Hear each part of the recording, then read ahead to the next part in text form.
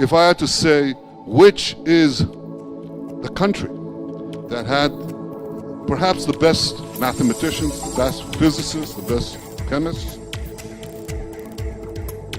the best metallurgists, unqualified, I think I'd say the Soviet Union. Unqualified, I think I'd say the Soviet Union. And it didn't help, it didn't go anywhere. It didn't go anywhere, it didn't produce anything.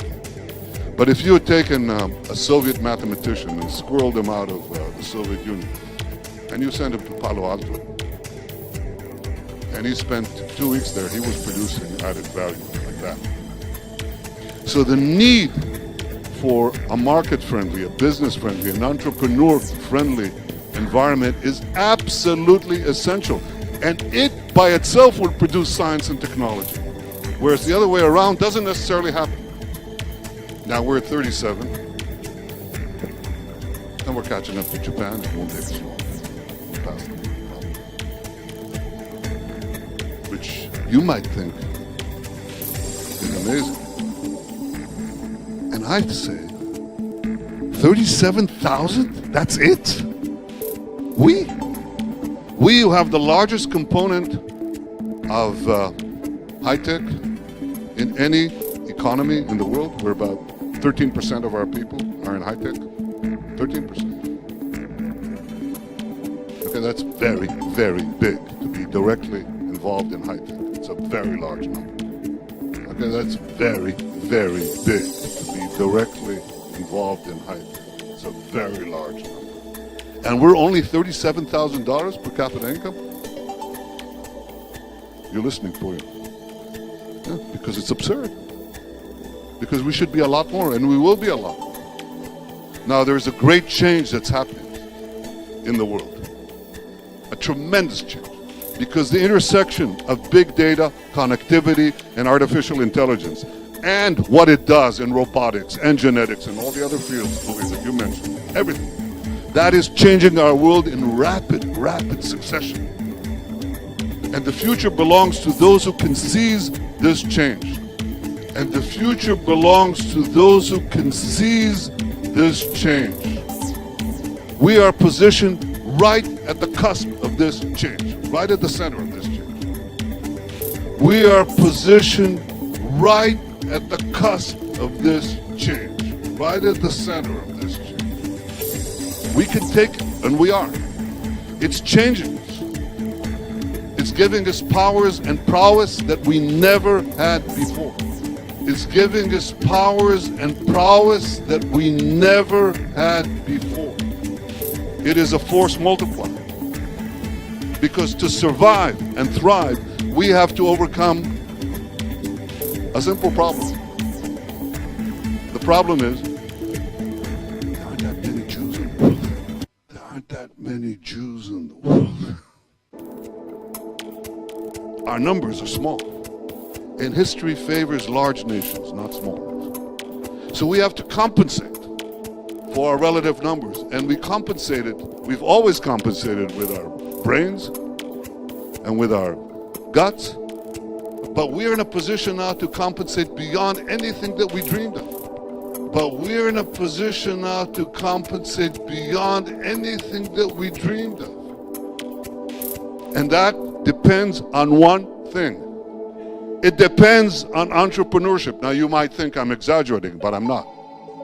It depends on our ability to harness the genius of our people, the citizens of Israel, and make them produce enterprises. And enterprises that intersect entrepreneurship and technology. This is where the future belongs. If you only talk about science and technology, talk to me about the Soviet Union. They didn't have entrepreneurship. They didn't have thousands of startups. Israel is doing that, and Israel has to do more of that. I decided about 5 years ago that Israel would be one of the top 5 cyber powers. Now we have government investment. We spend anyway. Every year we invest in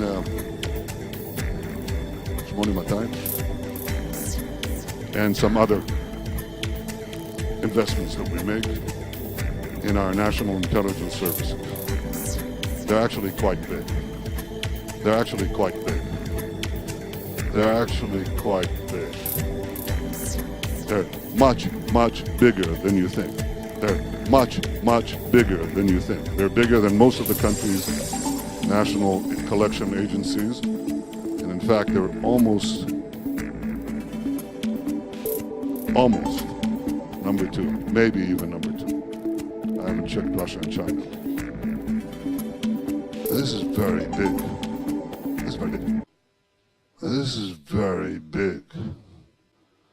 And what we've decided to do was to take, and now don't be offended, we decided to take Shmone Matayim and put the headquarters right into Ben Gurion University. Because I want to develop the Negev. And we're taking the national cyber headquarters and we're putting it in the same place. And within 100 yards you have university,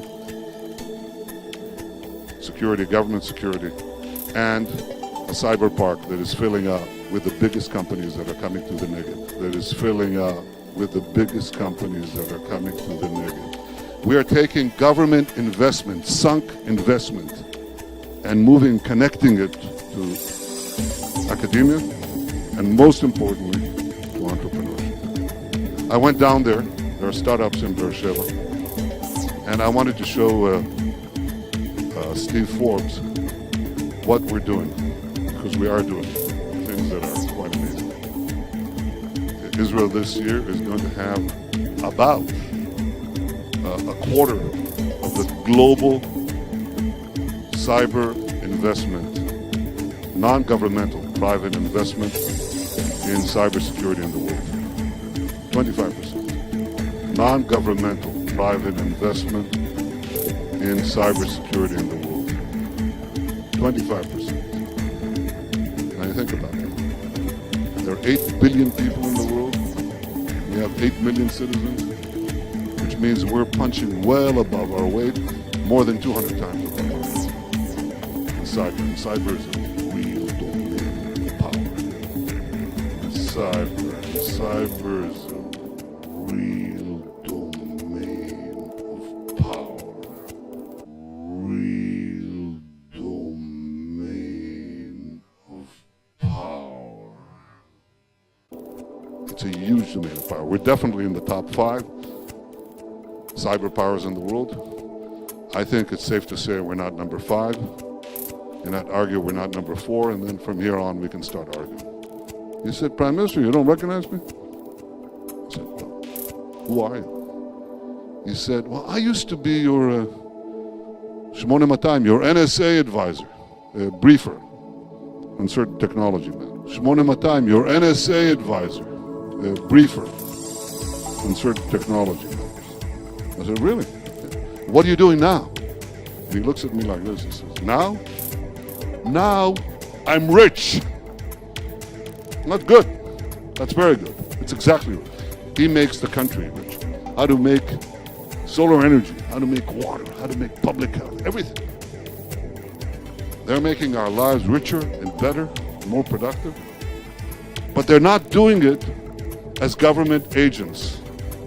They're doing it as entrepreneurs.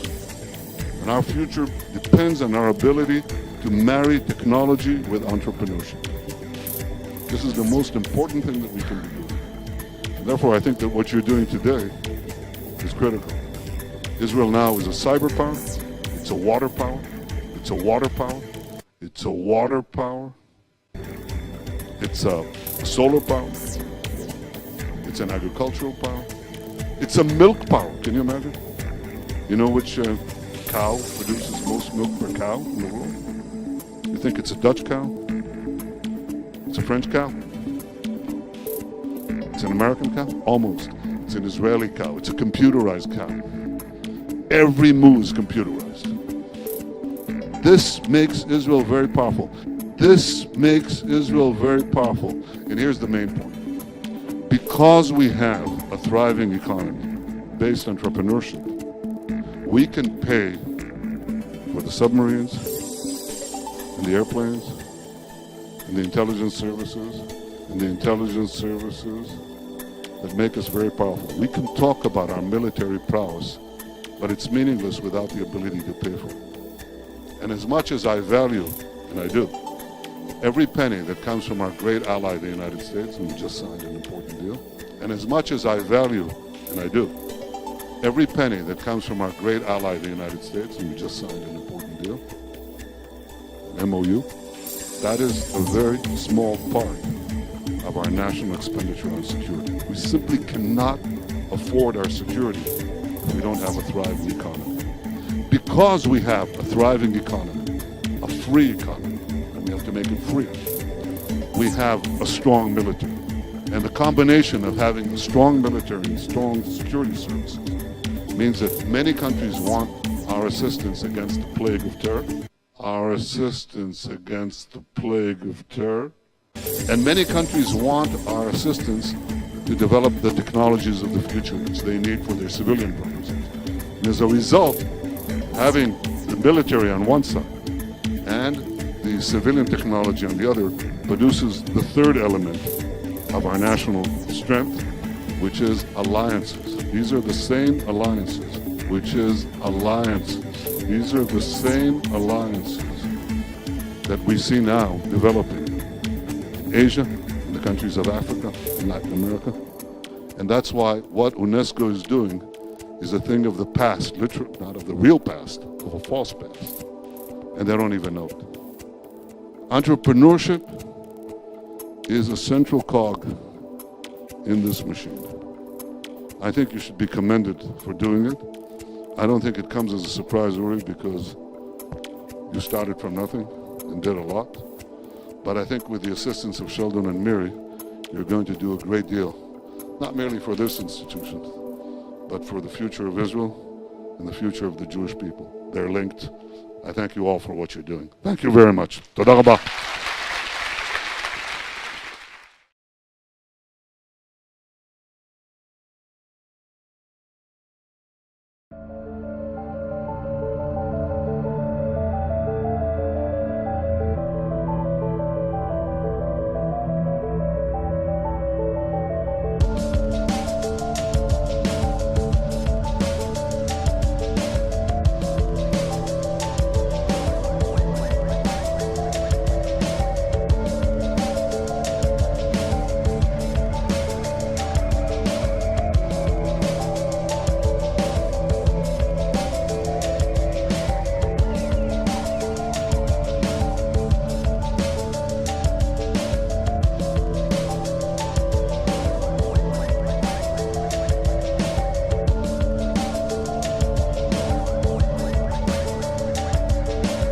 Giving us powers and prowess that we never had before.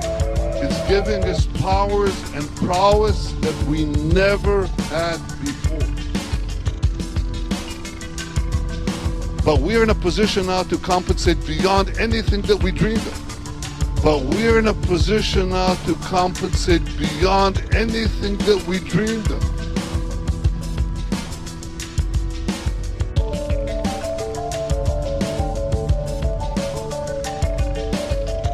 And some other investments that we make in our national intelligence services.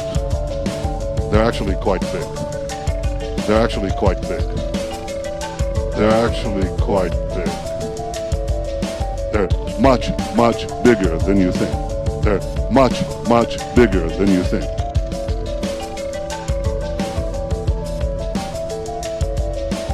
This is very big. This is very big. This is very big.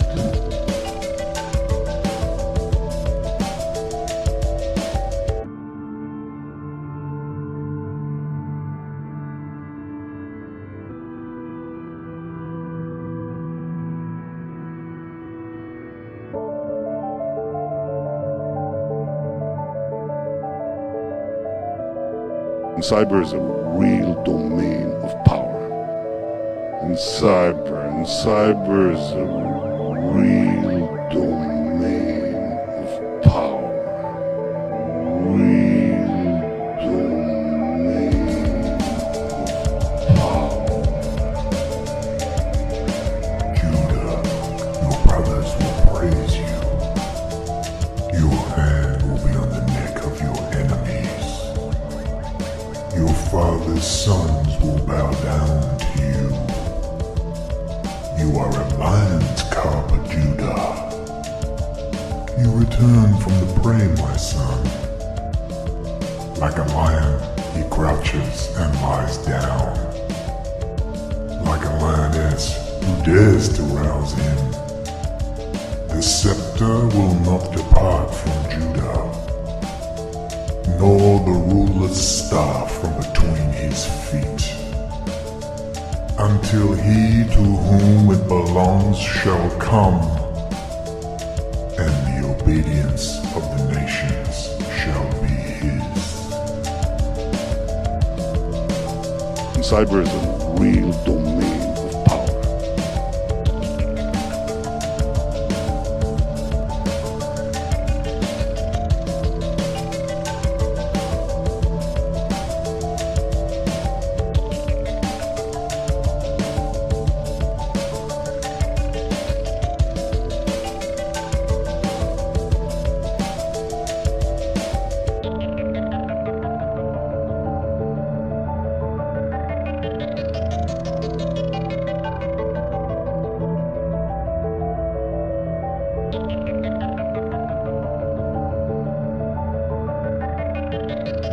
Cyber is a real domain of power.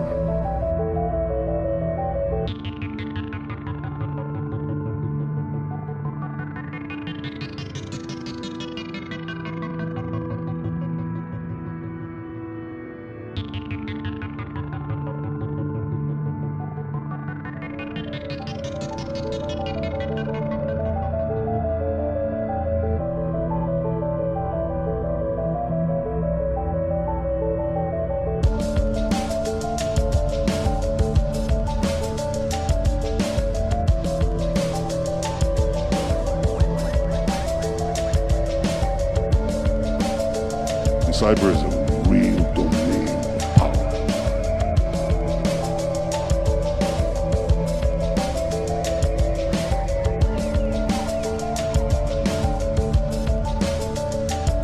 Deafening silence.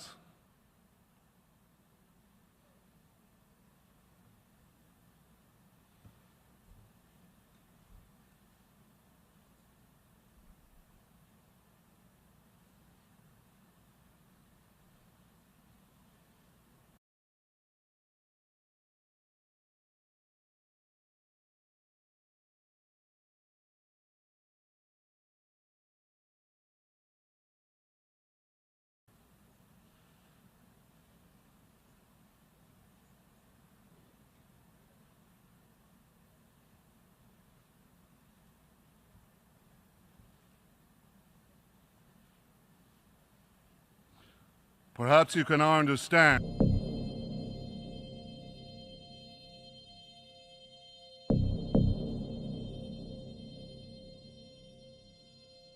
It's giving us powers and prowess that we never had before. It's giving us powers and prowess that we never had before.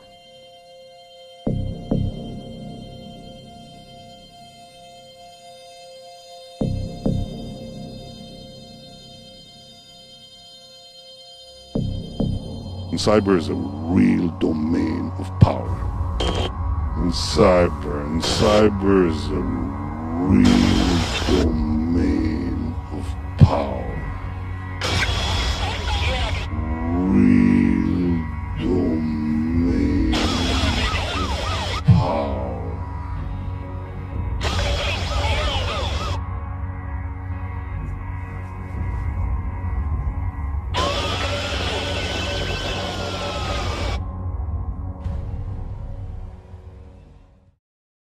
Perhaps you can understand